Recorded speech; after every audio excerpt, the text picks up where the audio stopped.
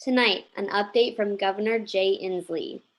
And more protests in eastern Washington. Murrow News 8 starts now. Murrow News 8 starts right now.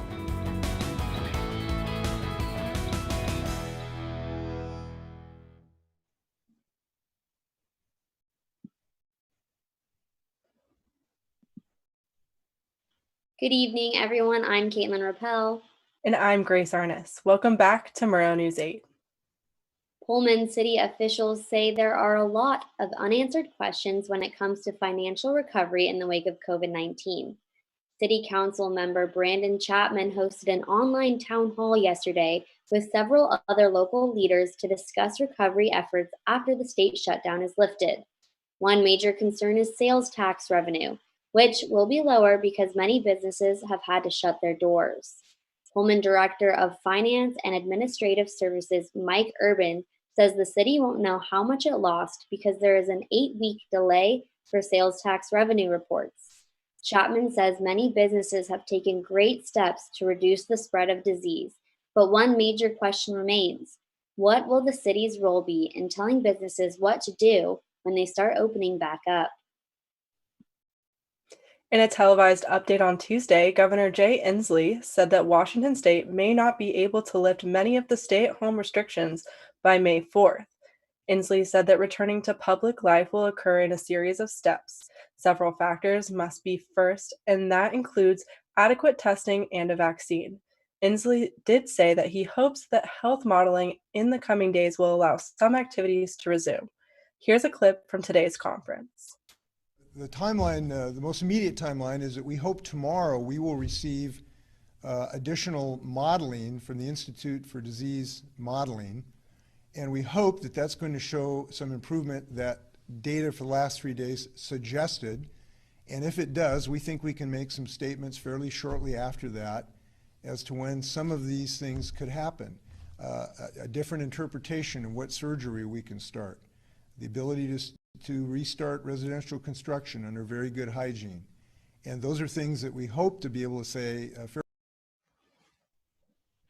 Even before Governor Inslee updated citizens about restrictions continuing after May 4th, some Spokane business owners have been fed up and have participated in a protest in front of Spokane City Hall today in regards to the governor's orders. This protest comes after a group of 20 people protested the stay-at-home order in Spokane on Sunday. According to the group's Facebook page, protesters stayed in their cars during the protest, honking their horns at 1 p.m. Participants were also able to stand outside as long as they kept a safe distance between each other. Working on a coronavirus is the top priority for the United States. However, the director of the office making the virus was suddenly dismissed from his post after he says he resisted efforts to support more availability of a coronavirus treatment pushed by the Trump administration that he also says is ineffective. Well, not everyone is spending quarantine at home. Some have decided to take this time and travel, like myself. So I decided to talk to a few people who did the same. Due to the current COVID-19 pandemic, people have been ordered to quarantine. For some, that means escaping their hometown. I spoke with elementary school teacher Katie Carmody about why she chose to quarantine in Palm Desert, California, instead of her hometown, Issaquah, Washington. My parents were here already, and my plan was always to come here for spring break, but since we won't be going back to school for the rest of the school year, I decided that I would kind of just stay for an extended period of time, which has been nice to be with my parents again. So that was kind of one of the main reasons. And then the weather's nice here, and I feel like there's just a lot more options rather than just like sitting around. WSU student Paris Johnson drove to Arizona with her family to quarantine there instead of their hometown, Kirkland, Washington. Me and my family decided to go to Arizona because it was a good way to get out of like rainy and cold Seattle weather, and we really wanted to just get in the sun and have something to do during the day. It's a lot easier to tan and hang out and do stuff here than it is in Seattle. Despite suggestions, people are still traveling. But what makes spending quarantine somewhere else so much different? I feel like I just have more opportunities to like go outside, but being here, it's more like, oh, my parents and I could play a game together. Like I have people that I can be around and like do different things with rather than like binge watching Tiger King. You can be out in the sun all day and your mood's a lot greater because the sun just makes you happier and it gives you something to do.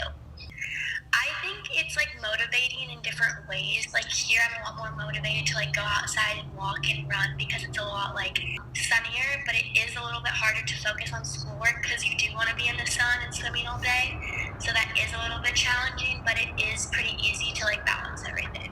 Caitlin Rappel, Murrow News 8. Now we have Ariel Yakabazi reporting in Pullman, Washington, with some information about what part WSU is playing during the COVID-19 pandemic. Ariel? Thanks, Caitlin. That's right. The WSU Pullman campus is now producing their own hand sanitizer to help combat the spread of germs during the COVID-19 pandemic. According to WSU Insider, Washington State University is now brewing Cougar Clean, an FDA-approved hand sanitizer. More than 50 gallons of hand sanitizer have already been produced at the Pullman campus. And get this, according to Jason Sampson, the assistant director with environmental health and safety, said there is enough supply to make another 800 gallons. That's pretty cool. The production of Cougar Clean is meant to help WSU's essential employees to have ready access to hand sanitizer. Sampson also said, quote, "We've been concentrating on places where running water and soap aren't readily available," end quote. Officials are working on getting Cougar Clean to custodial and dining staff, as well as people who are making deliveries, receiving deliveries, etc. This is just a reminder that Cougs do in fact help Cougs. And remember to apply your own hand sanitizer, to wash your hands, and to practice social distancing. Now to Kirsten Rosser with some breaking news in the world of baseball. Thanks, Ariel.